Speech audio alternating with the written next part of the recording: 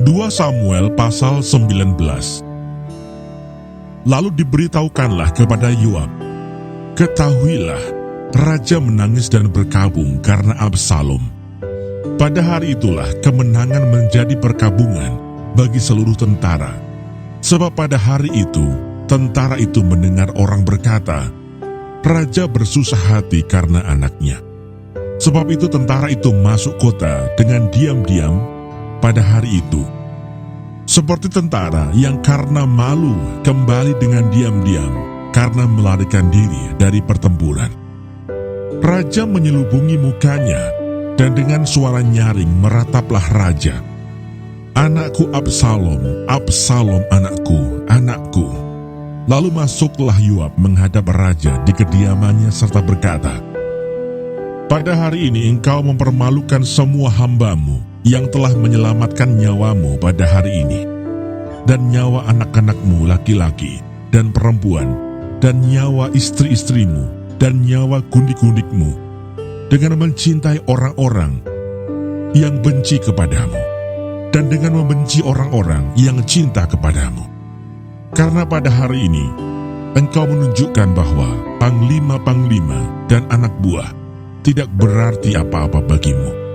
Bahkan aku mengerti pada hari ini bahwa seandainya Absalom masih hidup dan kami semua mati pada hari ini, maka hal itu kau pandang baik. Oleh sebab itu bangunlah, pergilah keluar dan berbicaralah, menenangkan hati orang-orangmu. Sebab aku bersumpah demi Tuhan, apabila engkau tidak keluar, maka seorang pun tidak akan ada yang tinggal bersama-sama dengan engkau pada malam ini. Dan hal ini berarti celaka bagimu, melebihi segala celaka yang telah kau alami sejak kecilmu sampai sekarang." Lalu bangunlah raja dan duduk di pintu gerbang. Maka diberitahukanlah kepada seluruh rakyat demikian, "Ketahuilah, raja duduk di pintu gerbang." Kemudian datanglah seluruh rakyat itu menghadap raja. Adapun orang Israel sudah melarikan diri masing-masing ke kemahnya. Pemikiran untuk membawa Daud kembali. Seluruh rakyat dari semua suku Israel berbantah-bantah katanya, "Raja telah melepaskan kita dari tangan musuh kita. Dialah yang telah menyelamatkan kita dari tangan orang Filistin. Dan sekarang ia sudah melarikan diri dari dalam negeri karena Absalom. Tetapi Absalom yang telah kita urapi untuk memerintah kita sudah mati dalam pertempuran. Maka sekarang mengapa kamu berdiam diri dengan tidak membawa raja kembali?" Raja Daud telah menyuruh orang kepada Sadok dan Abiatar imam-imam itu dengan pesan, "Berbicaralah kepada para tua-tua Yehuda demikian, mengapa kamu menjadi yang terakhir untuk membawa raja kembali ke istananya? Sebab perkataan seluruh Israel telah sampai kepada raja. Kamulah saudara-saudaraku, kamulah darah dagingku. Mengapa kamu menjadi yang terakhir untuk membawa raja kembali?" Dan kepada Amasa haruslah kamu katakan, "Bukankah engkau darah dagingku? Beginilah kiranya Allah menghukum aku, bahkan lebih lagi daripada itu, jika engkau tidak tetap menjadi panglimaku, menggantikan Yoab." Demikianlah dibelokkannya hati semua orang Yehuda secara serentak, sehingga mereka menyuruh menyampaikan kepada raja pesan ini, "Kembalilah, tuanku, dan semua anak buahmu." Raja berangkat pulang, Simei menyongsong raja. Lalu berangkatlah raja pulang dan sampailah ia ke tepi sungai Yordan. Sementara itu orang Yehuda telah sampai ke Gilgal untuk menyongsong raja dan untuk membawa raja menyeberang sungai Yordan. Juga Simei bin Gera, orang Benyamin dari suku Bahurim itu, cepat-cepat datang bersama-sama dengan orang-orang Yehuda untuk menyongsong Raja Daud. Juga ada 1.000 orang dari daerah Benyamin bersama-sama dengan dia, dan Siba, hamba keluarga Saul, dan ke-15 anaknya laki-laki, dan ke-20 hambanya bersama-sama dengan dia, datang tergesa-gesa ke sungai Yordan, mendahului raja, lalu menyeberang dari tempat penyeberangan untuk menyeberangkan keluarga raja dan untuk melakukan apa yang dipandangnya baik. Maka Simei bin Gera sujud di depan raja ketika raja hendak menyeberangi sungai Yordan dan berkata kepada raja, "Janganlah kiranya tuanku tetap memandang aku bersalah, dan janganlah kiranya tuanku mengingat kesalahan yang dilakukan hambamu ini pada hari tuanku raja keluar dari Yerusalem. Janganlah kiranya raja memperhatikannya lagi, sebab hambamu ini tahu bahwa hamba telah berbuat dosa. Dan lihatlah, pada hari ini akulah yang pertama-tama datang dari seluruh keturunan Yusuf untuk menyongsong tuanku raja." Lalu berbicaralah Abisai anak Seruya, katanya, "Bukankah Simei patut dihukum mati karena ia telah mengutuki orang yang diurapi Tuhan?"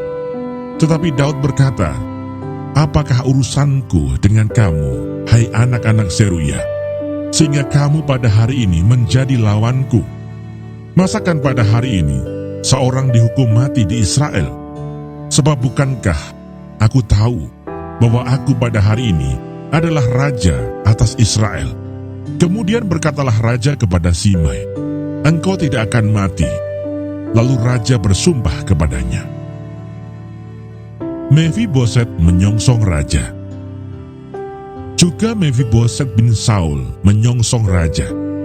Ia tidak membersihkan kakinya dan tidak memelihara janggutnya, dan pakaiannya tidak dicucinya sejak raja pergi sampai hari ia pulang dengan selamat. Ketika ia dari Yerusalem menyongsong raja, bertanyalah raja kepadanya, "Mengapa engkau tidak pergi bersama-sama dengan aku, Mefiboset?" Jawabnya, "Ya tuanku raja, aku ditipu hambaku.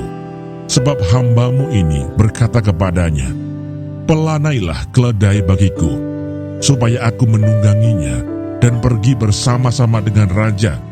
Sebab hambamu ini timpang. Ia telah memfitnahkan hambamu ini kepada tuanku raja. Tetapi tuanku raja adalah seperti malaikat Allah. Sebab itu perbuatlah apa yang tuanku pandang baik.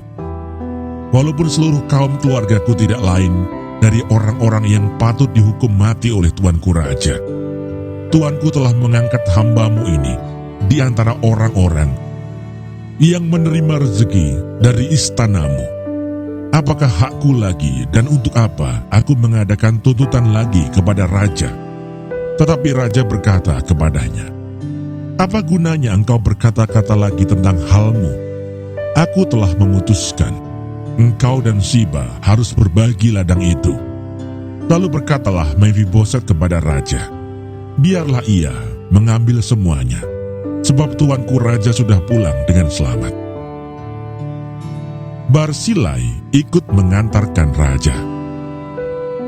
Juga Barsilai orang Gilead itu telah datang dari Rogelim dan ikut bersama-sama raja ke sungai Yordan untuk mengantarkannya sampai di sana.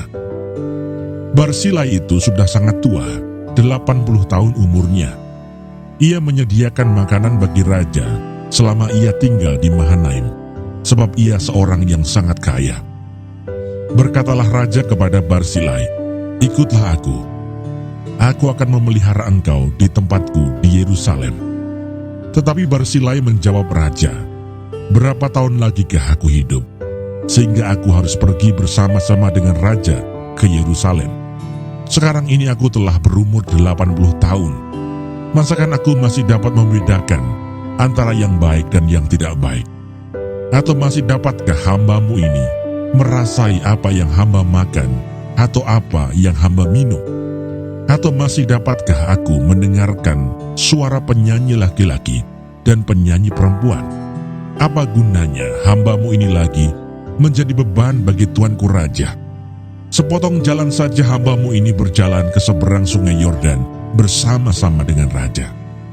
Mengapa raja memberikan ganjaran yang sedemikian kepadaku? Biarkanlah hambamu ini pulang, sehingga aku dapat mati di kotaku sendiri, dekat kubur ayahku dan ibuku. Tetapi inilah hambamu Kimham. Ia boleh ikut dengan tuanku raja.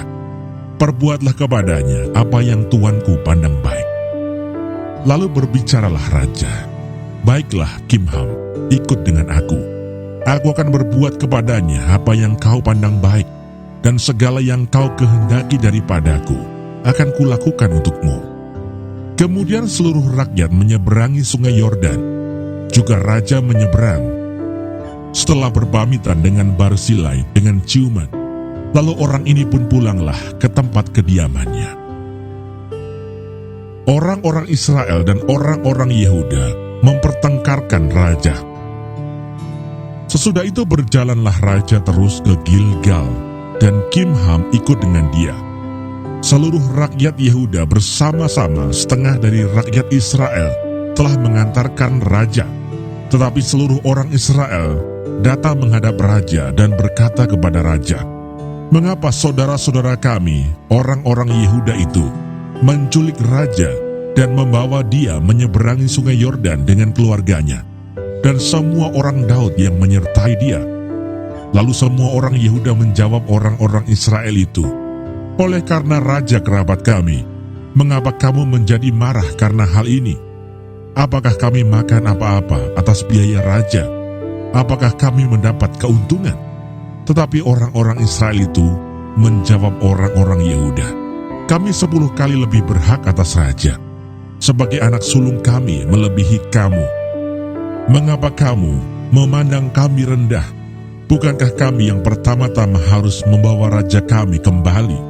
Tetapi perkataan orang-orang Yehuda itu lebih pedas daripada perkataan orang-orang Israel.